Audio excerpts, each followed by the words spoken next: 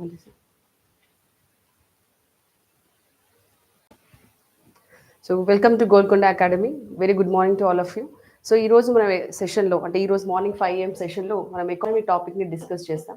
So economy మనకు TSPSC TSPSC ఎకానమిక్స్లో మనకు mains పేపర్లో మనకు సిలబస్ వైజ్గా డిస్కషన్ అనేది ఎర్లీ మార్నింగ్ 5 hours జరుగుతుంది. సో ఈ రోజు మన డిస్కషన్ పార్ట్లో ఫస్ట్ టాపిక్ వచ్చి నేషనల్ ఇన్కమ్.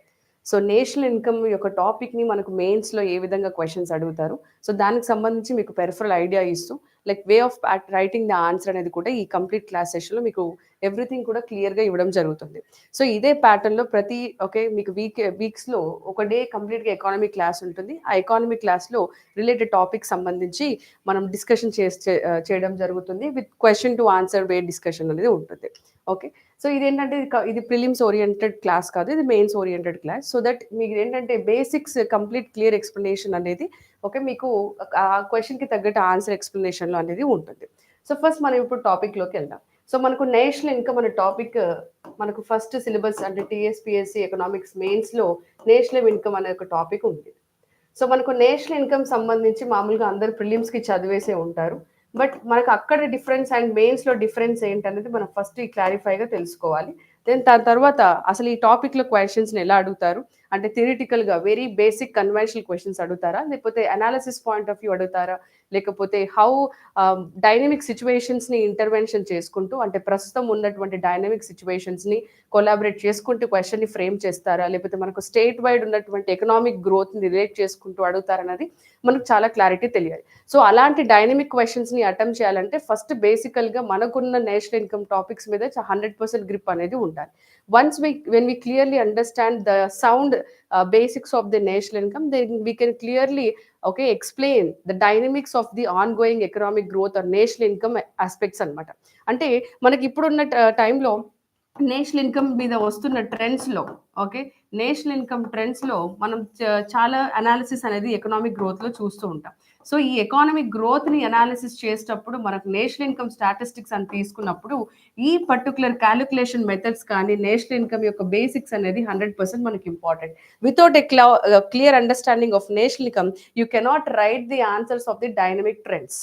ఓకే, మీరు బేసికల్గా మాత్రమే జస్ట్ రాయగలుగుతారు, డైనమిక్స్ని రాయడం కుదరదు. అందుకని ఈ ఆస్పెక్ట్స్లో మనం ఈరోజు కంప్లీట్ క్లాస్లో నేషనల్ ఇన్కమ్ ఏంటి, వాటి క్యాలిక్యులేటింగ్ మెథడ్స్ ఏంటి, అకౌంటింగ్ ఏంటి అంటే నేషనల్ ఇన్కమ్ అకౌంటింగ్ ఏంటి, నేషనల్ ఇన్కమ్ ఒక సిగ్నిఫికెన్స్ ఏంటి, నేషనల్ ఇన్కమ్ని అకౌంట్ చేయడం వల్ల సిగ్నిఫికెన్స్ ఏంటి, అసలు ఏ విధంగా మనకు ప్రొడక్షన్ని నేషనల్ ఇన్కమ్ ఎస్టిమేట్ చేస్తుంది, మీ మెథడ్ కరెక్టా కాదా, ఎలాంటి మెథడ్ కరెక్ట్. సో ఇలాంటివన్నీ డిఫరెన్సెస్ ఉన్నాయి. ఈ పర్టికులర్ డిఫరెన్సెస్ మీద లేకపోతే కంప్లీట్ క్యాలిక్యులేషన్ మెథడ్ మీద ఈ రోజు క్లాస్ అనేది ఉంటుంది. సో ఫస్ట్ మనం టాపిక్లోకి వెళ్తే మన క్వశ్చన్ చూద్దాం. So what is national income and why is it calculated? National income అంటే ఏంటి, అసలు అది ఎందుకు క్యాలిక్యులేట్ చేస్తారు, అది first question. Next explain the 3 methods of computing the national income. First ఆస్పెక్ట్లో మన నేషనల్ ఇన్కమ్ అంటే ఏంటి అనేది ఫస్ట్ క్లారిటీగా తెలియాలి. Then after that we have to understand why it is calculated. అసలు నేషనల్ ఇన్కమ్ని ఎందుకు క్యాలిక్యులేట్ చేయాలి, అసలు నేషనల్ ఇన్కమ్ అంటే ఏంటి, నేషనల్ ఇన్కమ్ని ఎందుకు క్యాలిక్యులేట్ చేయాలి, and what are the 3 methods of computing national income. మనకు తెలుసు నేషనల్ ఇన్కమ్ కంప్యూటింగ్కి 3 మెథడ్స్ని యూస్ చేస్తాం, రైట్. నేషనల్ ఇన్కమ్ కంప్యూటింగ్కి మనం టోటల్గా 3 మెథడ్స్ని యూస్ చేయడం జరుగుతుంది. ఆ 3 మెథడ్స్ని ఏ విధంగా యూస్ చేస్తారు అంటే మనకు నేషనల్ ఇన్కమ్లో ఏదైతే 3 మెథడ్స్ ఉంటాయో వాటిని ఆ మెథడ్స్ని యూజ్ చేసుకుంటూ మన నేషనల్ ఇన్కమ్ క్యాలిక్యులేషన్ అనేది ఏ విధంగా ఉంటుంది అనేది ఈ కంప్లీట్ ఆన్సర్లో ఉంటుంది. సో ఈ క్వశ్చన్ ఇలా ఎందుకు బేసికల్గా ఫ్రేమ్ చేయడం జరిగిందంటే మీకు ఏమైనా కొన్ని డౌట్స్ ఉండుంటే అంటే నేషనల్ ఇన్కమ్లో క్యాలిక్యులేషన్ మెథడ్స్లో కానీ అసలు నేషనల్ ఇన్కమ్ డెఫినేషన్ మీకు కరెక్ట్గా మీ అండర్స్టాండింగ్లోకి వచ్చిందా లేదా అనేది మీకు క్లారిటీ ఉండడం కోసం ఈ క్వశ్చన్ని ఫ్రేమ్ చేయడం జరిగింది. ఈ బేసిక్ క్వశ్చన్ని మీరు 100% విత్ ఇన్ వెరీ లెస్ టైంలో కనుక అటెంప్ట్ చేయకుండా ఉంటే డైనమిక్ క్వశ్చన్స్ని అటెంప్ట్ చేయడం అనేది పాసిబిలిటీ ఉండదు. ఇన్ కేస్ చేసినా కూడా then you will not have అనే 100%. 100% మీ ఆన్సర్ అనేది కరెక్ట్గా ఉండేదానికి అంటే మీరు ఏదైతే ఎస్టిమేట్ చేస్తారో ఆ ఆన్సర్ 100% కరెక్ట్గా ఉండదు. సో అందుకని ఈ టాపిక్స్ని మనం క్లియర్గా అర్థం చేసుకోవాలి. సో మీరు ఏంటంటే ఇక్కడ greater emphasis, I'm completely giving the greater emphasis on understanding your బేసికల్ topics. Once if your basic topics of national income is very clear, then you will be in a capable position to write the dynamic questions that will be asked in the questionnaire. because nobody know how a question is going to come. What all that we have to do is we have to understand the basic topics 100% correctly. At the same time, we have to know the trends, statistics, data, and analysis. When everything is in our hand, definitely you're going to attempt your answer within very less time of given time. Otherwise మీరు ఇంకా ఆలోచిస్తూనే ఉండాల్సి వస్తుంది. So అందుకని ఇలాంటి topics అనేది మీద మీకు టిప్స్లో ఉన్నప్పుడు ఏమవుతుందంటే it will be very easy. So I think you understand what is the necessity for a student to really understand the basic topics, right? ఆ బేసిక్ టాపిక్స్ మీద ఒక ఇంపార్టెన్స్ ఏంటో మీకు అర్థమైంది. ఓకే, సో నౌ క్వశ్చన్లోకి వెళ్దాం. So what is national income, right? What is national income? ఇక్కడ మీరు టర్మ్లు చూడొచ్చు. నేషనల్ అనే ఒక టర్మ్ ఉంది, ఇన్కమ్ అనే టర్మ్ ఉంది, right? Okay, you have the two terms here. One is national as well as income, right? Remember, ఇక్కడ income అనగానే అందరికి ఏం గుర్తొస్తుంది? క్యాష్ గుర్తుకొస్తుంది, రైట్? నేషనల్ ఇన్కమ్, ఇన్కమ్ అనగానే అందరికి ఏం గుర్తొస్తుంది? క్యాష్ వస్తుంది. But remember, national income we do not calculate in cash, we calculate in kind. Kind in sense ఏంటి? గూడ్స్ అండ్ సర్వీసెస్ వాల్యూని క్యాలిక్యులేట్ చేస్తాం, రైట్? ఇక్కడ very basic point that you have to understand. మనం ఒక్కొక్కసారి ఎకనామిక్ టాపిక్స్ని అర్థం చేసుకునేటప్పుడు do not go with the English. Okay, ఆ వర్డ్ ఇంగ్లీష్ని ఇంగ్లీష్గా అర్థం చేసుకోవడానికి ట్రై చేస్తే then will fall into the pit. Okay, there is an some meaning behind that word. Okay, the meaning, ఇప్పుడు ఇన్కమ్ అంటే ఏంటి? ఒక క్యాష్ అని అర్థం చేసుకుంటాం. Do not go in that way. Do not take the English meaning of it, take the economical meaning of it, take the inherent meaning of that term. Okay, so national income, income ante manaku cash ani kaadu. Okay, income here in the sense is not cash. Okay, what is that? It is in kind, ante enti goods and services. Okay, what we are calculating in a national income, what is there in the national income? The goods and services that are produced in a country within an, okay, within an year is called as a national income. Within a particular period of the time, okay, within a country is called as a national income. So here the income is not going to define you the cash.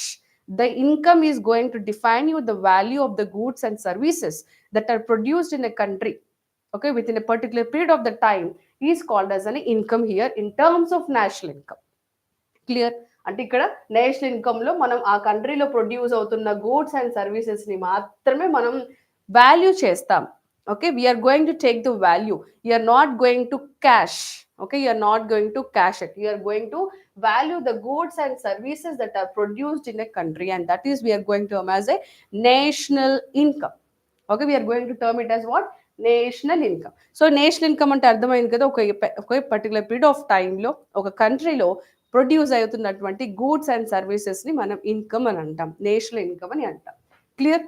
So ఇక్కడ మీకు clear definition ఇవ్వడం జరిగింది. మీరు ఇన్ని words కూడా కాదు, ఇంకా very సింప్లిఫైడ్లో కూడా నేషనల్ ఇన్కమ్ డెఫినేషన్ రాయగలుగుతారు. ఇక్కడ క్వశ్చన్లో క్లియర్గా నేషనల్ ఇన్కమ్ అని అడిగాం కాబట్టి are going to definitely put an answer, put an definition. Okay, లేకపోయి ఉంటుంటే did not necessarily write the what is the definition of national income, right? So see here, the total value of produced goods and services in a country within the year is called as a national income. Produced goods and services. Okay, ఎక్కడ produce అయినాయి? ఆ కంట్రీలో produce అయినటువంటి goods and services. Remember, produced goods and services. What is that? Produced goods and services అంటే అర్థం ఏంటి? ఆ country తయారు చేసినటువంటి గూడ్స్ అండ్ సర్వీసెస్ని క్యాలిక్యులేట్ చేసేదే నేషనల్ ఇన్కమ్, రైట్? అంటే ఇండైరెక్ట్ మనం ఏమనుకోవాలి? ఆ కంట్రీ యొక్క పొటెన్షియల్, ప్రొడక్షన్ పొటెన్షియల్ని క్యాలిక్యులేట్ చేసేదే నేషనల్ ఇన్కమ్. నేషనల్ ఇన్కమ్ తక్కువైతుందంటే అర్థం ఏంటి? Right, what you have to understand is there is a less in the production of the goods and services in that country. So what we have to do in order to improve our national income, right? We are going to increase the production, the producing of goods and services in a country. So ఇప్పుడు మీకు అర్థమైంది కదా, the government is coming out with many other schemes like manufacturing sector, make in India program. Okay, services sector lo many programs are coming by the central government in order to increase the manufacturing sector in this country. Startup, stand up, investment models, ఇట్లాంటివన్నీ ఎందుకు వస్తున్నాయి? To increase the production, the produce of the goods and సర్వీసెస్ని increase చేయడానికి తీసుకొస్తుంది, right? So to increase the value of goods and services the government is coming with n number of the schemes and projects. So remember here, What is here national income? The total value of produced goods and services in a country within the year. Okay, మనకి ఇక్కడ financial year, ఒక year అంటే financial ఇయర్గా తీసుకుంటాం, right? సి produced goods and services. So ఇక్కడ మీరు కంప్లీట్గా నేషనల్ ఇన్కమ్లో మీరు గుర్తుపెట్టుకోవాల్సిందంటే నేషనల్ ఇన్కమ్ కాగానే మీకు మైండ్లోకి ఏం రావాలి? గూడ్స్ అండ్ సర్వీసెస్ రావాలి, right? What that has to come to your mind when you remember the national income అన్నప్పుడు గూడ్స్ అండ్ సర్వీసెస్ అనేది మీ మైండ్లోకి రావాలి. క్లియర్గా what should come to your mind when you remember the national income అనగానే goods and services రావాలి, అంతేకాని cash గుర్తుకు రాకూడదు. ఓకే, ఎందుకంటే మనం ఈ ప్రొడ్యూస్ అయినటువంటి గూడ్స్ అండ్ సర్వీసెస్ వాల్యూనే నేషనల్ ఇన్కమ్ అని అంటాం. క్లియర్? ఈ ప్రొడ్యూస్ అయినటువంటి గూడ్స్ అండ్ సర్వీసెస్ యొక్క వాల్యూనే. What we are going to consideration in this? We are going to take into consideration of the value of goods and services. Value of goods and services, right? Once again I'm telling you what we are going to take in the national income. Produced goods and services value. Okay, ఆ కంట్రీలో produce అవుతున్నటువంటి goods and services యొక్క వాల్యూని మనం తీసుకుంటున్నాం, అది national income. Clear? Producing goods and services value. So national income అనగానే you have to get in your mind goods and services. See here remember, right, putting an answer for a preliminary examination is different. Writing an answer, theoretical answer for an mains exam is entirely different, right? So theory, when you write an answer, mains answer, it is different. Keep that in the mind. Here in-depth understanding of each and every word is very, very much important, very, very much important. So produced goods and services value within a country is called as a national income. Next, it denotes produced total values or expenditure values to produce. ఇక్కడ మనకి ఇక్కడ ఈ టర్మ్ని చాలా క్లియర్గా అర్థం చేసుకోవాలి, ఎందుకంటే మనం ఈ క్వశ్చన్లో మెథడ్స్ ఆఫ్ క్యాలిక్యులేషన్కి వెళ్తున్నాం కాబట్టి ఫస్ట్ ఫేజ్లో మనకి ఏం అర్థమైంది? నేషనల్ ఇన్కమ్ అంటే ఏంటో అర్థమైంది, రైట్? ఇన్కమ్ అంటే ఇక్కడ మనకు క్యాష్ కాదు గుర్తుకు రావాల్సింది, goods and services value. Goods and services value అనేది గుర్తుకు రావాలి, రైట్? అది first step. Next, it denotes, ఇక్కడ ఇట్ ఎవరు? National income denotes produced total values or expenditure values to produce. For example, let us take manufacturing of అనే chips. ఒక chips manufacturing చేయాలి అంటే, ఓకే ఓకే, సపోజ్ ఈ chips ని produce చేయడానికి ఏమేమి కావాలి? The raw material that is required for, let us take the packet of this chips is 30 rupees. Let us take, okay, whatever the raw material, any flour that is used or potatoes that are required to make the chips. Let us take the value of the potatoes raw material is 10 rupees for making an 30 rupees. It will not be that much, I'm just giving an idea. So 10 rupees, okay, plus tax will also be there. Okay, but here tax is not included because tax comes where? Consumer దగ్గర మనకు tax వస్తుంది. So ఇక్కడ ఏమవుతుంది? see here, it denotes produced total values. Produced total values అంటే suppose ఇది ఎలా ఉంటుందంటే మనకి ఇక్కడ ఎక్స్పెండిచర్ మెథడ్స్లో అంటే ఈ పర్టికులర్ పొటాటో చిప్స్ని ప్రిపేర్ చేయడానికి ఎంత, ఓకే, ఎంత ఎక్స్పెండిచర్ అయింది, ఎంత వాల్యూ అయింది, ఇదొక రకం. ఇక్కడైనా క్యాలిక్యులేట్ చేయొచ్చు, లేదంటే టోటల్గా ఇక్కడ వాల్యూ అయినా క్యాలిక్యులేట్ చేయొచ్చు. అంటే ప్రొడ్యూస్ అయిన తర్వాత అయినా క్యాలిక్యులేట్ చేయొచ్చు, లేదంటే ఎక్స్పెండిచర్ ఆ పర్టికులర్ ప్రోడక్ట్ని ప్రొడ్యూస్ చేయడానికి ఎంతైతే ఖర్చు చేశారో ఆ వాల్యూని కూడా మనం లెక్కలోకి తీసుకోవచ్చు. సో అలాగా ఇది మీకు క్లారిటీ, సెకండ్ పాయింట్ అర్థం అవ్వాలంటే మన క్యాలిక్యులేషన్లోకి వెళ్ళగానే మీకు అర్థం అవుతుంది. Clear? Do not confuse here. మీకు సెకండ్ స్లైడ్లో చూద్దాం ఇప్పుడు. So now will see national income is calculated. మనకు క్వశ్చన్లో ఏముంది? వై ఇట్ ఈస్ క్యాలిక్యులేటెడ్ అని ఉంది. ఇది మెథడ్స్లో మీకు క్లియర్గా అర్థమవుతుంది. Do not confuse. ఎక్స్పెండిచర్ ఏంటి ఇది అనేది కన్ఫ్యూజ్ అవ్వమాకండి. ఇక్కడ మీకు సింపుల్గా ఇచ్చాను, సో దట్ ఇట్ బి ఈజీగా అర్థమయ్యే వాళ్ళకి అర్థమవుతుంది. లేదనుకుంటే నెక్స్ట్ స్లైడ్లో మీకు క్లియర్గా అర్థమవుతుంది. సి హియర్, నేషనల్ ఇన్కమ్ ఎందుకు క్యాలిక్యులేట్ చేస్తారంటే మనకి ఇక్కడ ఈ క్వశ్చన్ మనం ఎలా అర్థం చేసుకోవచ్చు అంటే why it is calculated national income అనేది మనం చూసాం కదా. సో నా what you have to understand is significance అని కూడా అడుగుతారు ఇదే క్వశ్చన్. వై ఇట్ ఈస్ అని మీకు సింపుల్ లేమన్ టర్మ్స్లో పెట్టాను అక్కడ. But you can also write like this: what is the importance of calculating national income? What is the significance of calculating national income? What is the purpose of calculating the national income? What is the outcome of the national income? So ఇట్లాగా 4-5 రకాలుగా అడిగినా కూడా మీకు ఇదే answer వస్తుంది. So once we clearly understand the purpose, significance, importance, ఇవన్నిటికీ కూడా ఇవే 4 పాయింట్స్ వస్తాయి అన్నమాట. సో దట్స్ వై ఇక్కడ మాత్రం మీకు సింపుల్గా లేమన్ టర్మ్స్లో వై ఇట్ ఈస్ క్యాలిక్యులేటెడ్ అని పెట్టాను. So why it is a calculated అనే టర్మ్కి purpose, significance, importance, okay, priorities ఇవన్నీ వస్తాయి. Clear? So now national income is calculated for what purpose? To determine the economic growth of a country, right?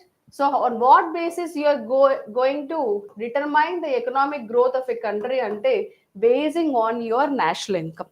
So economic growth is determined by using your national income. Okay, simply if there is, how can we should have some parameters, we should have some statistics, we should have some indicators to determine whether the growth is happened or not. See, whether you are studying or not, how can you determine it? Basing on your score marks and all, right? But now here it is basing on your economic growth. I mean, economic growth అయిందా కాదా అన్నది మనం ఏ పారామీటర్స్ని, ఏ ఇండికేటర్స్ని చూసి మనం తెలుసుకోవాలంటే national income, right? National income is one indicator or one parameter which is going to determine your economic growth. మనకు growth అది జరిగిందా లేదా, నెక్స్ట్ లాస్ట్ ఇయర్కి ఇయర్కి ఎకనామిక్ గ్రోత్ జరిగిందా లేదా, what should be our target for the coming years, మన future ఇయర్స్కి టార్గెట్స్ ఎలా ఉండాలి, ఓకే, గడిచిన 10 years డికేడ్లో మన గ్రోత్ ఎలా ఉంటుంది, ట్రెండ్స్ ఎలా ఉంది, గ్రోత్ రేట్ ఎలా ఉంది. సో వీటన్నిటిని క్యాలిక్యులేట్ చేయడానికి మనకు నేషనల్ ఇన్కమ్ అనేది అవసరం. అంతే కదా, గ్రోత్ అంటే ఏంటి, మనం ఎంత ప్రొడ్యూస్ చేసాం, మనం ఎంత వర్క్ చేసాం మన కంట్రీలో, ఓకే, ఇన్ని గూడ్స్, ఇన్ని సర్వీసెస్ ప్రొడ్యూస్ చేయడానికి మనం ఎంత వర్క్ చేసాం అనేది అవుట్కమ్ వస్తుంది, right? Like that. Next, it helps to track the distribution of income డిస్ట్రిబ్యూషన్ని కూడా ఇది ట్రాక్ చేస్తుంది మనకి. ఎందుకంటే we have primary sector, secondary sector, tertiary sector ఉంటుంది. అట్ ద సేమ్ టైం మనకు ఇక్కడ ఇన్కమ్ డిస్ట్రిబ్యూషన్ ఏ విధంగా జరిగింది, okay, rich to poor, okay, all these categories అన్నిటిని కూడా మనకి దీంట్లో మెజర్ చేసే అవకాశం ఉంటుంది. హౌ దట్ ఈస్ అనేది will see in the calculation method. Okay, distribution of ఇన్కమ్ని calculate చేస్తుంది. నెక్స్ట్, మనకు మ్యానుఫ్యాక్చరింగ్ సెక్టర్లో ఎక్కువ గ్రోత్ ఉందంటే అర్థం ఏంటి, ఎక్కువ గూడ్స్ ప్రొడ్యూస్ అయ్యాలి. సర్వీస్ సెక్టర్లో ఎక్కువ వాల్యూ ఉందనుకోండి, అర్థం ఏంటి, సర్వీస్ సెక్టర్ అని. ప్రైమరీ సెక్టర్ అనుకోండి, agriculture, right? So basing on the sector percentages of growth and all we can determine, right, in that way. Next, it helps to track output in different sectors of the economy. So this is what మనకు ప్రతి సెక్టర్లో, మ్యానుఫ్యాక్చరింగ్లో మళ్ళీ sub sectors, construction sectors, okay, ఇంకా మనకి మిగతా sectors అన్నిట్లో కూడా మనకు దాని యొక్క గ్రోత్ని, అవుట్పుట్ని మనం క్యాలిక్యులేట్ చేయవచ్చు. Next, it helps to determine the trends in an economy. Okay, ఎకానమీలో ఉన్నటువంటి ట్రెండ్స్ని అది క్యాలిక్యులేట్ చేస్తుంది. సో అందుకనే వీటన్నిటిని తెలుసుకోవాలంటే మనకు నేషనల్ ఇన్కమ్ అనేది 100% కావాలి. సో సెక్టర్స్లో కానీ సబ్ సెక్టర్స్లో గ్రోత్ ఎలా ఉంది, అసలు మన ఎకనామిక్ ట్రెండ్స్ ఎలా ఉన్నాయి, ఎకనామిక్ గ్రోత్ ఎలాగుంది, ఓకే, మనకు అసలు ఈ డిస్ట్రిబ్యూషన్ ఎలా జరిగింది, ఇన్కమ్ డిస్ట్రిబ్యూషన్ ఎలా జరుగుతుంది, ఎక్కడ ఎలా ఎక్కువగా ఉంది, తక్కువగా ఉంది, ఏది ఎప్పుడు దేన్ని పుష్ చేయాలి, ఇట్లాంటివన్నీ పాలసీ మేకింగ్కి మనకు డెఫినెట్గా నేషనల్ ఇన్కమ్ అనేది యూజ్ అవుతుంది, రైట్? సో అందుకని మనం క్యాలిక్యులేట్ చేస్తాం. Next, methods of calculating the national income. మనకు నేషనల్ ఇన్కమ్ క్యాలిక్యులేషన్ మెథడ్స్లో 3 మెథడ్స్ ఉన్నాయని చూసాం. ఒకటి production method, next one is income method, the next one is expenditure method. So టోటల్గా మనం 3 మెథడ్స్లో నేషనల్ ఇన్కమ్ని క్యాలిక్యులేట్ చేస్తాం. సో నేషనల్ ఇన్కమ్ కావాలంటే మీకు ఏం గుర్తుకు రావాలి, first goods and services produced, the value of the goods and services that are produced in a country is called as the national income. మనకు national income calculation మీరు ప్రిలిమ్స్లో చదువుకున్నప్పుడు, గ్రూప్ 2 కానీ గ్రూప్ 1 ప్రిలిమ్స్ చదివినప్పుడు will study like GDP, okay, GNP, okay, NDP, NNP, ఇలాంటివన్నిటిని ఇండికేటర్స్ని మీరు చదువుతూ ఉంటారు. ఓకే, నౌ ఇక్కడ ప్రొడక్షన్ మెథడ్లో మనం ఆ టర్మ్స్ అన్ని యూజ్ చేయకుండానే will try to understand it. Okay, will try to understand it. But ఈ నాలెడ్జ్ ఉంటే గనక then you can use that words and briefly explain the answer. అంటే చాలా షార్ట్గా కూడా ఎక్స్ప్లెయిన్ చేయొచ్చు. See here, production method. Finished goods and services values are added together. That gives a total production of the country. Simple. Okay. Amaku method lone undi the term production method. Manaki eman method undi, production method. Production method. Okay. Production method anlo em తీసుకుంటాం మనం, final goods ని తీసుకుంటాం. Simple గా అదనమాట. See, manaku as I said you that chips packet is an a final, right? For that you require some raw materials. You're not going to consider these raw materials directly. What is produced, the final good is the chips, you're going to calculate it. Okay, so when the finished goods values and services values are added together, that gives the total production of the country. అంటే ఇక్కడ remember total production of the country అంటే ఇక్కడ only goods ఒకటే కాదు, goods services రెండు కలిపితేనే మనం national income అంటాం. Goods సపరేట్గా నేషనల్ ఇన్కమ్ సపరేట్గా అనం, right?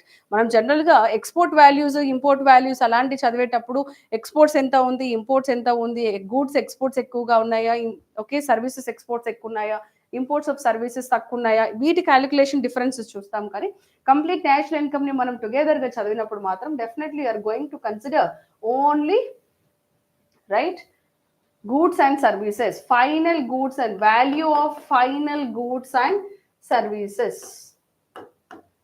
Value of the final goods and services are calculated in the production method. మనకు ప్రొడక్షన్ మెథడ్ లో ఏం క్యాలిక్యులేట్ చేస్తారంటే final value of the goods and services. అంటే ఇంటర్మీడియట్ వాల్యూస్ ని కానీ రా మెటీరియల్స్ కానీ ఇక్కడ ఎక్కడా కూడా కన్సిడర్ చెయ్యరు. ప్రొడక్షన్ మెథడ్ లో ఆ టర్మ్ లోనే ఉంది final goods. Final goods are calculated, okay, final finished goods, I mean completed goods. ఇంకా దాని తర్వాత ఇంకా దాన్ని చేసేదానికి ఏం లేదు. Next step it has to go in to consumer hand.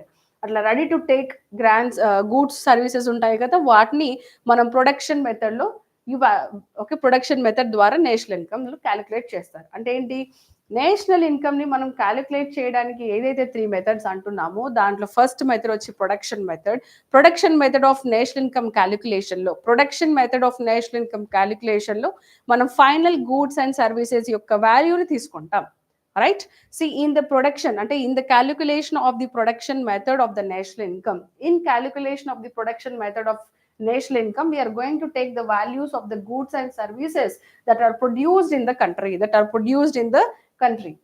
No intermediate product value is taken. It is important manaku. No intermediate product value is taken in this. Clear? ఇది production method. ఇంకా అంతే కదా, production మెథడ్లో ఎలాంటి class doubts లేదు కదా. Production మెథడ్లో సింపుల్గా ఫైనల్ గూడ్స్ని క్యాలిక్యులేట్ చేస్తారు, అసలు ఇంటర్మీడియట్ గూడ్స్ వాల్యూని తీసుకోరు. ఇది పాయింట్. జస్ట్ 2 టర్మ్స్ అంతే. నెక్స్ట్ ఇన్కమ్ మెథడ్ చూద్దాం. Values of the factors involved to produce goods and services are added together. Okay, like wages, salaries, profit, rent, interest rate, etcetera. ఇక్కడ wages, salaries, మనం జనరల్గా factors of production చూస్తాం కదా. What are the factors of the productions? Wages, salaries, profit, rent, interest rates, ఇవన్నీ ఉంటాయి కదా. వీటన్నిటిని క్యాలిక్యులేషన్లోకి తీసుకొని కనుక చేస్తే దాన్ని ఇన్కమ్ మెథడ్ అంటాం. Okay, so all values put together determines the finished goods value. ఇవన్నీ కలిస్తే ఫినిష్డ్ గూడ్స్ వాల్యూ వస్తుంది. So income generated by all enterprises in the country is called national income. Simply, income generated by all the enterprises. And enterprises ain't they are involved in the manufacturing of goods and services. So వాళ్ళు generate చేసినటువంటి income అన్నిటిని కలిపితే మనం ఏమంటాం? National income అంటాం. Okay, here what we are going to consider factors of production. ని కూడా తీసుకుంటాం. అంటే values of the factors involved to produce goods and services are added together, like wages, salaries, profit, rent, వీటన్నిటిని టుగెదర్గా చేసి, okay, they are going to make the value of it. Whereas in the production method ఏంటి, here you are going to calculate what is that required. అంటే raw మెటీరియల్కి 10 rupees అయింది అనుకోండి, okay, production ఆ particular దానికి ప్రొడక్షన్ వాల్యూ ఎంత అయింది మాత్రమే క్యాలిక్యులేట్ చేస్తాం. ఇక్కడ ఇన్కమ్ మెథడ్లో ఏంటి, you're going to take the factors కూడా. అంటే ఏంటి, దాంట్లో ఇన్వాల్వ్ అయిన పర్సన్స్ యొక్క ఇన్కమ్ అన్నిటిని కూడా కన్సిడరేషన్లోకి తీసుకొని దాన్ని క్యాలిక్యులేట్ చేస్తే దాన్ని ఇన్కమ్ మెథడ్ అంటాం. క్లియర్? ప్రొడక్షన్ మెథడ్, ఇన్కమ్ మెథడ్లో difference. Next expenditure method. So all expenditure taken place in the country will be added together. ఇక్కడ ఎలాగ చూద్దాం. Product final value is equal to the value of the consumer bought. అంతే కదా. మనకు consumer ఉంటారు కదా. Consumer అంటే ఎవరైతే ఒక గూడ్ని పర్చేస్ చేస్తారో, ఒక గూడ్ని కానీ సర్వీసెస్ని పర్చేస్ చేస్తారు కదా, వాళ్ళని ఏమంటాం మనం? కన్జ్యూమర్ అని అంటాం. సో ప్రోడక్ట్ ఫైనల్ వాల్యూ ఉంటుంది కదా, ఆ final value with tax and everything ఉంటుంది కదా, then that is called as an expenditure method. All expenditure taken place in the country will be added together. ఇక్కడ ఎక్స్పెండిచర్ మెథడ్ అంటే ఒక particular product ని కనుక మనం ప్రొడ్యూస్ చేసేటప్పుడు దానికి ఎంత ఖర్చు అయింది, ఎంత ఎక్స్పెండిచర్ చేస్తున్నాము, ఓకే, దాన్ని క్యాలిక్యులేట్ చేస్తే మనం దాన్ని ఏమంటాము? ఎక్స్పెండిచర్ మెథడ్ అని అంటాం. క్లియర్? ఇక్కడ ఏం క్యాలిక్యులేట్ చేస్తున్నాం మనము? Expenditure taken in place in the country is calculated. All expenditure taken place in the country for the production of the final good. అది క్యాలిక్యులేట్ చేసినప్పుడు దాన్ని మనం ఎక్స్పెండిచర్ మెథడ్ అంటాం. ఇక్కడ product final value is equal to the value of consumer bought. మన consumer value ఏదైతే తీసుకుంటాడో ఆ ప్రోడక్ట్ వాల్యూ అంతే కదా. So that is how this is calculated. That is expenditure method, production method, income method and expenditure method. Okay, so income method, expenditure, production method. So these are the three methods. So మనకు దీంట్లో next coming క్లాస్లో ఏం చేద్దామంటే ఈ national income dynamic ట్రెండ్స్ని base చేసుకొని production method యొక్క difference, expenditure method యొక్క difference అన్నిటిని కూడా ఏ మెథడ్లో ఎట్లా క్యాలిక్యులేట్ చేస్తే మనకు డిఫరెన్సెస్ ఎలా వస్తుంది అన్నది మీకు క్లియర్గా ఎక్స్ప్లెయిన్ చేద్దాను. అప్పుడు మీకు ఇంకేమైనా డౌట్స్ దీంట్లో ఉంటే కనుక మీకు క్లియర్ అవుతుంది. Okay, next, what is national income, its objectives and significance of national income accounting. Second question వచ్చేంటి, నేషనల్ ఇన్కమ్ అకౌంటింగ్ యొక్క సిగ్నిఫికెన్స్ ఏంటి అనేది మనకి క్వశ్చన్లో చూద్దాం. సో ఫస్ట్ నేషనల్ ఇన్కమ్ చూద్దాం. సో ఇక్కడ మనకు డెఫినేషన్ అని కొంచెం చేంజ్ చేయడం జరిగింది, జస్ట్ మీకు ఒక అండర్స్టాండింగ్ కోసం. అంటే you can put the answer in a different way అనే దాని గురించి ఇక్కడ డెఫినేషన్ స్లైట్గా చేంజ్ చేయడం జరిగింది.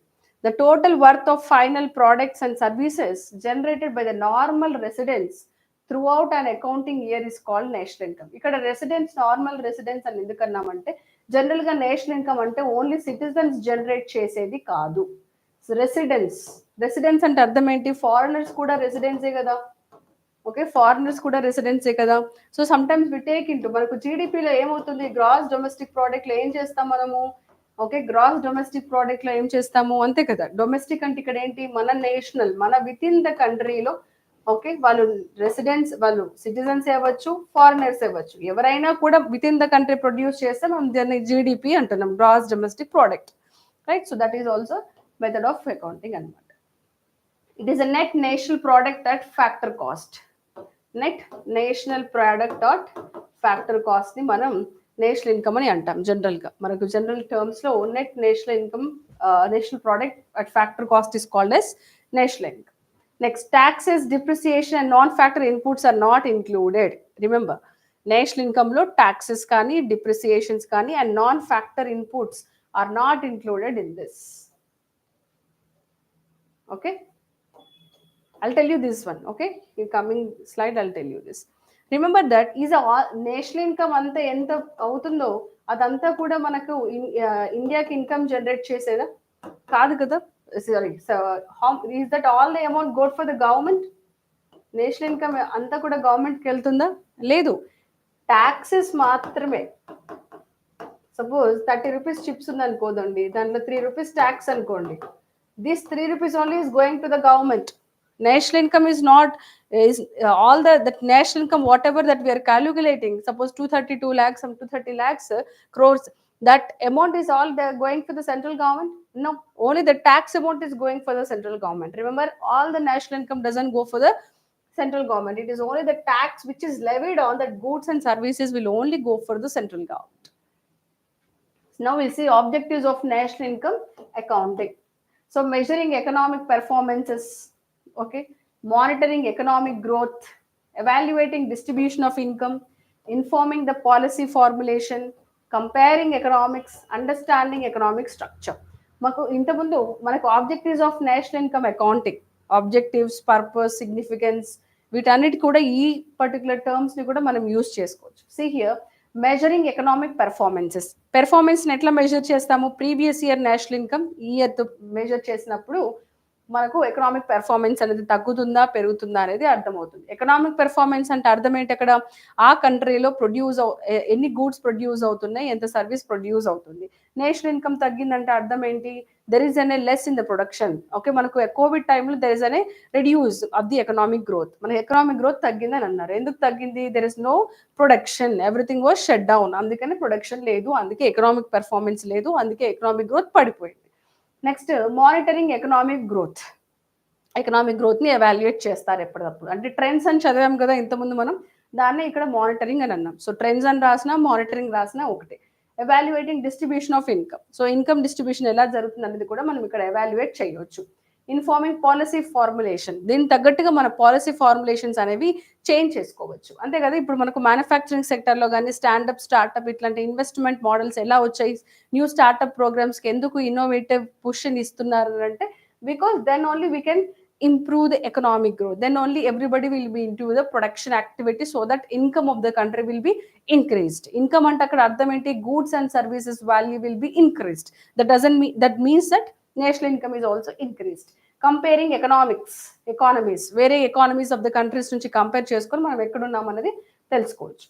Next, understanding economic structure. We can also see that whether which sector is dominating, service sector or manufacturing or the primary sector. So ఇలాంటి aspects ని కూడా మనం ఎకనామిక్ స్ట్రక్చర్ అనేది దేని మీద ఎక్కువ ఎంఫోసిస్ చేస్తున్నప్పుడు, మనకు క్లారిటీ వచ్చినప్పుడు, then we can understand the entire economic structure. When economic structure is clearly defined, then we can make changes towards economic growth to improve the economic performance. So ఈ circle అనేది rotate అవుతూనే ఉంటుంది. Clear? Next, significance of national income accounting. So gives information about how well an economy is performing and where money is created and spent. Layman terms లో మీకు అర్థం అవ్వాలంటుంది, money ఎక్కడ create అవుతుంది, ఎక్కడ స్పెండ్ అవుతుంది అనే ఒక విషయాన్ని మనకు క్లియర్ గా నేషనల్ ఇన్కమ్ అకౌంటింగ్ అనేది చెప్తుంది. Data on per capital income and growth may be evaluated across time when paired with statistics on the corresponding population. So మనం తర్వాత పెర్ క్యాపిటల్ ఇన్కమ్ ఇవన్నిటిని కూడా క్యాలిక్యులేట్ చేసుకోవచ్చు. అంతే కదా, national income by your total population gives your per capital income. So అలాంటివన్నీ కూడా మనకు వస్తాయి అన్నమాట. Next, GDP is frequently used metric for domestic economic research, and it reflects the total market value of goods and services produced in a certain country during a given period of the time. Ante kada, GDP is a term that is going to measure the market value goods and services within the country. Inta mun chadvam kada. Next, national income quantifies economic growth. It helps to forecast the tax revenues. Ante kada, national income perugute government ki tax kuda perugutundi. National income figure gives us an idea of inflationary or deflationary gaps సంబంధించి కూడా మనకు idea అనేది వస్తుంది. అది ఎలా అన్నది మనం inflation చాప్టర్లో చూద్దాం. సో మనం ఇన్ని పాజిటివ్ ఆస్పెక్ట్స్ చూసినటువంటి నేషనల్ ఇన్కమ్కి కొంత లిమిటేషన్స్ కూడా ఉన్నాయి. నేషనల్ ఇన్కమ్ అకౌంటింగ్లో కానీ, national income methodology of calculating అనే దాంట్లో కూడా మనకు కొన్ని లిమిటేషన్స్ ఉన్నాయి. ఆ లిమిటేషన్స్ ఏంటో చూద్దాం. So national income measures domestic economic performance only, it does not measure social welfare. మనకు దీంట్లో ఓన్లీ ఎకనామిక్ యాక్టివిటీని మాత్రం మెజర్ చేస్తారు. గూడ్స్ అండ్ సర్వీసెస్ యొక్క వాల్యూని మెజర్ చేస్తున్నామా, ఇంకా ఎవరు రిచ్ అయ్యారు, పూర్ నుంచి మనం సోషల్ వెల్ఫేర్ యాక్టివిటీస్ని మెజర్ చెయ్యం. అంటే సింపుల్గా చెప్పాలంటే ఏంటి, ఎకనామిక్ గ్రోత్ని ఒకటే మెజర్ చేస్తుంది, డెవలప్మెంట్ని మెజర్ చేయట్లేదు. That is the meaning of the term. Next, it does not capture the non market transaction like the services of the home market makers, barter based activities still dull. Okay, మనకేంటంటే suppose house wife ఉందనుకోండి, తను work చేస్తుంది, but తన వర్క్ని calculate చేస్తారా national ఇన్కమ్లో? చెయ్యరు. So ఇలాంటివి non accounting factors చాలా ఉన్నాయని చెప్పేసి చెప్తున్నారనమాట. అంటే మార్కెట్లో జరుగుతున్నటువంటి ట్రాన్సాక్షన్స్ని మాత్రమే నేషనల్ ఇన్కమ్ 100% అకౌంటింగ్లోకి తీసుకుంటుంది. కొన్ని నాన్ ఆర్గనైజ్ సెక్టర్లో జరుగుతున్న యాక్టివిటీని అకౌంటింగ్ తీసుకోవడం లేదు. సో దట్ మనకు నేషనల్ ఇన్కమ్ ఫిగర్స్ అనేవి 100% ఎకనామిక్ పెర్ఫార్మెన్సెస్ని చూపిస్తున్నాయా లేదంటే దీనికి ఒక లిమిటేషన్. ఓకే, మనకి ఇలా రాయొచ్చు questions.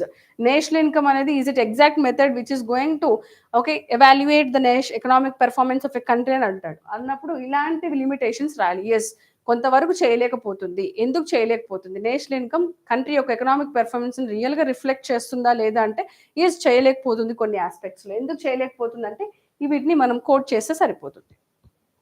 It does not take into account negative externalities of the economic growth. Okay, economic growth యొక్క నెగటివ్ ఎక్స్టర్నాలిటీ సంబంధించి తను ఎలాంటి ఇన్ఫర్మేషన్ ఇవ్వదు. డిఫికల్టీస్ ఇన్ డేటా కలెక్షన్, ఇది చాలా ఇంపార్టెంట్. మనకు డేటా కలెక్షన్ అనేది చాలా డిఫికల్ట్. ఓకే, సో మనకు ఎస్పెషల్లీ అన్ఆర్గనైజ్ సెక్టర్, ఆర్గనైజ్ సెక్టర్లో అయితే ఇది ఈజీగానే ఉంటుంది, కానీ అన్ఆర్గనైజ్ సెక్టర్లో అది చాలా డిఫికల్ట్గా ఉంటుంది. సో డేటా కలెక్షన్ కూడా one of the limitation where national income is failing to clearly reflect the economic performance of the country. So ఆ విధంగా what is national income, methods of calculating the national income, significance, ఇవన్నీ కూడా మనం చూసాం. Next ఇంకొక term ఏంటంటే inclusive growth గురించి చూద్దాం. ఓకే, సో ఈ రోజు ఏంటంటే మన క్లాస్ చాలా కన్వెన్షనల్, చాలా బేసికల్గా ఉంటుంది. బట్ నెక్స్ట్ క్లాస్ నుంచి కూడా మనకు కంప్లీట్గా డైనమిక్ ట్రెండ్స్ని ఇంటర్వెన్షన్ చేసుకుంటూ మీకు క్లాస్ అనేది ఉంటుంది. Okay, so what you understand by inclusive growth, what are the major impediments in the inclusive growth? మనకు always especially I think from 11th 5-year plan మనకు ఇంక్లూజివ్ గ్రోత్ అనే టర్మ్ అనేది మనం ఎక్కువ 5-year ప్లాన్స్లో చూస్తూ ఉన్నాం. అండ్ ఇప్పుడైతే ఇంకెక్కువగా వింటూ ఉన్నాం. అసలు ఇంక్లూజివ్ గ్రోత్ అంటే ఏంటి? ఓకే, ఈ ఇంక్లూజివ్ గ్రోత్ మీద డెఫినెట్గా క్వశ్చన్స్ ఉంటాయి. సో మనం ఇంక్లూజివ్ గ్రోత్ అనేది బేసిక్ ఇక్కడ ఏంటో చూద్దాం. So the multi dimensional concept అనమాట, focuses on equitable growth for all sections of society. So ఇది ఎలా అర్థం చేసుకోవాలంటే, ఇంక్లూజివ్ గ్రోత్ అంటే it should reach to the last mile, last person. మనకు ప్రతి ఒక్కరికి అంటే ద గవర్నమెంట్లో వస్తున్నటువంటి ఎకనామిక్ గ్రోత్, ఎకనామిక్ డెవలప్మెంట్ అనేది ప్రతి ఒక్కరికి రీచ్ అవ్వాలి. ఓకే, ప్రతి ఒక్కరికి రీచ్ అయినప్పుడు దాన్ని ఏమంటామంటే ఇంక్లూజివ్ గ్రోత్. ఓకే, ప్రతి ఒక్కరికి రీచ్ అయినప్పుడు మాత్రమే అది inclusive growth. The last person of the country should also reach. అంటే ఇప్పుడు మనకు అర్బన్ ఏరియాస్లో ఉన్న ఫెసిలిటీస్ని రూరల్ ఏరియాస్లో రీచ్ చేయడం అంటే అర్థం ఏంటి? దాన్ని ఇంక్లూజివ్ గ్రోత్ అని అంటాం. ఓకే, అంటే ఏంటి? He being in the rural areas he should not suffer, right? అంటే అర్బన్ ఏరియాస్లో ఉన్నటువంటి వాళ్ళకి ఉన్నటువంటి ఫెసిలిటీస్ కేవలం అతను రూరల్ ఏరియాలో ఉన్నందు వలన పొందలేకపోతున్నా అనే ఒక డిఫరెన్స్ అనేది ఉండకుండా చేయాలంటే ప్రతి ఒక్కరికి ప్రతి ఫెసిలిటీని అందజేయడమే ఇంక్లూజివ్ కాన్సెప్ట్. అందుకే దీన్ని మల్టీ డైమెన్షనల్ కాన్సెప్ట్ అంటారు. Because we cannot simply give the inclusive growth in only one way. Because growth in inclusive development should happen in a multi-dimensional way. There should be an educational development, economical development, social development, okay, prohibitions in the society. ఇట్లా అన్ని దూరమైనప్పుడు మాత్రమే inclusive growth అనేది ప్రతి ఒక్కరికి మనం economic growth, development యొక్క fruits అనేవి అందరికీ రీచ్ అవ్వాలి. ఓకే, కంట్రీ ఇంత ఎకనామిక్ గ్రోత్ అవుతుంది అని అన్నప్పుడు ఆ యొక్క ఫ్రూట్స్ అనేది ప్రతి లాస్ట్ పర్సన్కి కూడా రీచ్ అయినప్పుడు మాత్రమే ఆ కంట్రీ రియల్గా ఎకనామిక్ గ్రోత్ అచీవ్ అవుతుంది. సో అది రీచ్ అయ్యే ప్రాసెస్లోనే మనం ఈ కాన్సెప్ట్ని గవర్నమెంట్ ముందుకు తీసుకురావడం జరిగింది. And they wanted to achieve this, and in కొన్ని కేసెస్లో అది అచీవ్ అవుతుంది కూడా. Next, this involves ensuring that fruits of growth and development reach the poor and marginalise sections as well. అంటే సింపుల్గా అంటే ఏంటి? మార్జినలైజ్ సెక్షన్స్కి రీచ్ అవ్వడం అనమాట. మార్జినలైజ్డ్ సెక్షన్స్ అంటే ఇక్కడ అర్థం ఏంటంటే ఎవరైతే కొన్ని ఇయర్స్ నుంచి, కొన్ని డికేడ్స్ నుంచి, కొన్ని ఫెసిలిటీస్కి, కొన్ని రైట్స్కి దూరంగా ఉంటున్నారో వాళ్ళని మార్జినలైజ్డ్ సెక్షన్స్ అని అంటారు. Next, inclusiveness aim for eliminating inequalities. మనకి ఇంక్లూజివ్నెస్ ఇక్కడ ఆల్వేస్ మీరు గుర్తుపెట్టుకోండి, సింపుల్ టర్మ్. ఇంక్లూజివ్నెస్ అంటే ఇన్ఈక్వాలిటీస్ లేకుండా ఉండడమే, which is limiting the, because equality అనేది ఒక లిమిటింగ్ ఫ్యాక్టర్ మనకి economic advancement. Suppose for example if I say, okay, inequality అనుకోండి. ఓకే, రిచ్ పూర్ ఉన్నారు అనుకోండి. The rich is capable of having the good educational facilities, where the poor is not having the educational facilities. He should be provided with the educational facilities. He had the potential, he had the potential. But what is the basic difference between both of them? It is only the necessities that which rich had, the poor doesn't have. So when the necessities were provided for the poor, definitely his potential will also be enriched. He can also develop along on par with the rich. So అర్థం ఏంటి? ఇక్కడ inequality ఏదైతే మనకు సొసైటీలో కొన్ని decades నుంచి వస్తుందో ఆ ఇన్ఈక్వాలిటీ కనుక రిమూవ్ చేయగలిగితే then definitely a stable platform of equality will be lived, so that everybody which whoever having the potential for economic development, for economic advancement will be participating in the economic activity. So మనకు one of the drawback ఏంటంటే ఈ inequalities వల్ల ఏమవుతుందంటే the potential, the actual potential ఉన్నటువంటి persons అంతా కూడా economic యాక్టివిటీలోకి దూరంగా ఉంటున్నారు. సో ఎప్పుడైతే ఆ పొటెన్షియల్ కేపబిలిటీస్ ఉన్న పర్సన్స్ ఎకనామిక్ యాక్టివిటీ దూరంగా ఉన్నప్పుడు ఏమవుతుంది? That will decrease the country, I mean that will deprive the country's economic growth. So అందుకనే inequality అనేది తీసేస్తే then everybody will come on to a stable platform of equality. Then from there they can go for economic growth and advancement, indirectly the country's growth, country's development. Next, major impediments. So మనకి inclusive growth దాని యొక్క importance అర్థమైంది, right? And the country is going towards inclusive growth. అయినప్పటికీ మనం inclusive growth ఇంకా achieve చేయట్లేదు అంటే దానికి కొన్ని బ్యారియర్స్ ఉండుంటాయి. వాటిని మనం ఇంపీడిమెంట్స్ అంటాం. అంటే హర్డిల్స్ ఉంటాయి. దానికి కొన్ని ఆటంకాలు ఉంటాయి. ఓకే. సో వాటిని ఇంపీడిమెంట్స్ అని అంటాం. సో ఎలాంటివంటే ఫస్ట్ చూడండి రిసోర్సెస్ మనకు రిసోర్సెస్ ప్రాబ్లం ఎందుకనంటే మనకు వాటర్, ల్యాండ్, సాయిల్ ఇవన్నీ కూడా న్యాచురల్ రిసోర్సెస్ రైట్. ఇవి సాయిల్, వాటర్, ల్యాండ్, అట్మాస్ఫియర్ ఇవన్నీ పెరుగుతాయా? No. There boundaries for all restricted. Okay. ఒక బౌండరీస్ అనేవి ఆల్రెడీ ఉన్నాయి. ఇంకా దానికి పెరిగేదానికి లేదు. ఇప్పుడు పాపులేషన్ పెరుగుతుందని ల్యాండ్ పెరుగుతుందా? No, that is not going to happen. Okay. Population పెరుగుతుంది కాబట్టి సాయిల్ ఫర్టిలిటీ పెరుగుతుందా? No, does not grow like that. So మనకు ఎప్పుడైతే పాపులేషన్ ఇంక్రీజ్ అవుతుందో మనకు రిసోర్సెస్ అనేవి ఇన్అడిక్వేట్ అవుతున్నాయి. The increasing population is the biggest problem or biggest impediment for any developed country or developing economy for any one, not only there. Okay. మనకి state wise చూసుకున్నా, country wise చూసుకున్నా కూడా population increasing అనేది one of the biggest hurdle. Okay. ఎందుకు? Resources పెరగదు కదా, population పెరుగుతుంది but resources will not grow. Population పెరుగుతుంది but resources will not grow. In contrary the resources will decrease. ఇంతకుముందు 2 పీపుల్ ఉంటే ఇప్పుడు 2 పీపుల్కి 2 acres ఉంది అనుకోండి, ఇప్పుడు 5 పీపుల్కి 2 acres ఉంటే ఎలా అవుతుంది? రైట్. ఆల్ inadequate development ఉంటుంది. For example you take from the food. 2 people in a house will have a good nutrition. 5 people in a house will have nutrition distributed. అప్పుడు ఏమవుతుంది? న్యూట్రిషనల్ డెవలప్మెంట్ తక్కువ అవుతుందా లేదా? అంటే when the resources are inadequate, when the population is increasing, definitely that will lead to major hurdles in the country. So ఇప్పుడు అదే జరుగుతుంది. అంటే పాపులేషన్ కనుక తక్కువ కాకపోతే నెక్స్ట్ కమింగ్ ఇయర్స్లో మనం చూసేదంతా కూడా అదే. So population restriction, population limiting అనేది very biggest thing that everybody has to take a notion of it. Next heavy burden on land, water, soil. Next growing urban areas. So ఇప్పుడు rural population అంతా కూడా urban ఏరియాస్కి వస్తుంది. ఎందుకు? Economic activity ఇక్కడ centric అయిపోయింది కాబట్టి. Economic activity ఎప్పుడైతే distribute అవ్వదో, ఒకటే ప్లేస్లో గ్రోత్ అనేది కాన్సన్ట్రేట్ అయినప్పుడు, ఎస్పెషల్లీ అర్బన్ ఏరియాస్లో కాన్సన్ట్రేట్ అయినప్పుడు, ఈ మైగ్రేషన్స్ అనేవి ఎక్కువైనప్పుడు అర్బన్ ఏరియాస్లో కావాల్సిన దానికంటే ఎక్కువ పాపులేషన్ ఫ్లోటింగ్ ఉంటే definitely that is a burden. That's why will see unnecessary floods, unnecessary growth, unnecessary development. అంటే ఏంటి? మనకు డెవలప్మెంట్ అనేది అర్బన్ ఏరియాస్లో స్ట్రక్చర్గా జరగదు. when there is more heavy migration of floating to the urban areas, అప్పుడేమవుతుంది? సిటీని ఇష్టం వచ్చినట్టుగా డెవలప్ చేస్తే ఏమవుతుంది?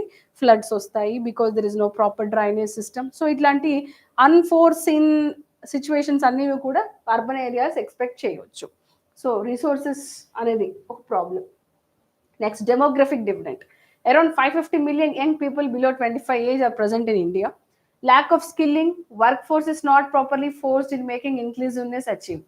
యూత్ ఎంప్లాయ్మెంట్ అనేది ఒక ప్రాబ్లం. మనకు డెమోగ్రఫిక్ డివైడ్ అంటే working age population 15 to 59 years working age population ఉన్నప్పటికీ కూడా ఆ పర్టికులర్ పాపులేషన్కి కనుక correct skilling, correct employment, okay, correct platforms కనుక వాళ్ళకి డెవలప్ చేయకపోతే definitely that is also a impediment. అంటే మనకు ఆల్రెడీ ఉన్నటువంటి డెమోగ్రఫిక్ డివిడెంట్ ఏదైతే one of the biggest potential having an youth age in the country is the biggest potential. అంటే ఏంటి? Youth potential అంటే అర్థం ఏంటి? Working age capability. అంతే కదా. 60+ years వాళ్ళు ఎక్కువ వర్క్ చేస్తారా, లేదా 15 years ప్లస్ వాళ్ళు ఎక్కువగా వర్క్ చేస్తారు. సో దట్ అంటే వర్కింగ్ ఏజ్ పాపులేషన్ ఎక్కువగా ఉండడం అనేది మనకు భూమి అయినప్పటికీ కూడా దాన్ని హార్నెస్ చేయకపోతే, దాన్ని యూజ్ చేసుకోకపోతే, then that is also one of the impediment. Next infrastructure investments. మనకి ఇన్ఫ్రాస్ట్రక్చర్ డెవలప్ చేయాలంటే ఏం చేయాలి? ఇన్వెస్ట్మెంట్ జరగాలి. ఏంటంటే కంట్రీ సేవింగ్ అనేది పెరగాలి, రైట్. సో దీని problem. Next delivery of core public services. మనకు ఎప్పుడైతే పాపులేషన్ పెరుగుతుందో కంట్రీ తన ఇన్వెస్ట్మెంట్ అంతా కూడా ఎక్కువ దేని మీద కాన్సన్ట్రేట్ చేస్తుంది? ఆ పబ్లిక్కి ప్రొవైడ్ చేయాల్సినటువంటి సర్వీసెస్కి. అంటే ఏంటి? Water, power supply, education, sanitation, roads, public health services, ఇవన్నీ కూడా సిటిజన్స్ డిమాండ్ చేస్తారు. సో గవర్నమెంట్ అంతా కూడా ఎక్కువ ఎక్స్పెండిచర్ వీటి మీద పెట్టాల్సి వస్తుంది. Next disparity. రిచ్ పూర్ మధ్య డిస్పారిటీస్ కానీ, అర్బన్ రూరల్ ఏరియాస్ మధ్య డిస్పారిటీ కానీ, educated uneducated, skill unskilled, so ఇట్లాంటి డిస్పారిటీస్ ఉన్నంత వరకు కూడా ఏమవుతుంది? రియల్ పొటెన్షియల్ ఆఫ్ క్యాండిడేట్స్ అనేది బయటికి రాదు. ఇవన్నీ కూడా మనకు ఇంక్లూజివ్ గ్రోత్ కాకుండా చూస్తాయి. Next governance. మనకు ప్రోటోకాల్స్ అని, ఎగ్జిక్యూటివ్ డిలేస్ అని, బ్యూరోక్రటిక్ ఫ్లాస్ అని, వీటన్నిటి వల్ల ఏమవుతుంది, గవర్నెన్స్ ఆస్పెక్ట్లో కూడా మనకు లూప్ హోల్స్ ఉండడం వల్ల కూడా we are unable to reach the inclusiveness so far. Okay, so this is the today's class. So today class అంతా కూడా మనం జస్ట్ పెరిఫరల్గా బేసిక్ కన్వెన్షనల్గా అండర్స్టాండ్ చేసుకోవడం జరిగింది. సో కమింగ్ క్లాసెస్లో మనం ఇంకా డైనమిక్గా ఓకే ట్రెండ్స్లో అంటే జరుగుతున్నటువంటి ట్రెండ్స్ ప్రకారంగా మన క్వశ్చన్స్ని కూడా ఫ్రేమ్ చేసుకుంటూ సో దాంట్లోకి అలాగే ప్రిపరేషన్ కూడా కంటిన్యూ చేద్దాం. Okay, thank you.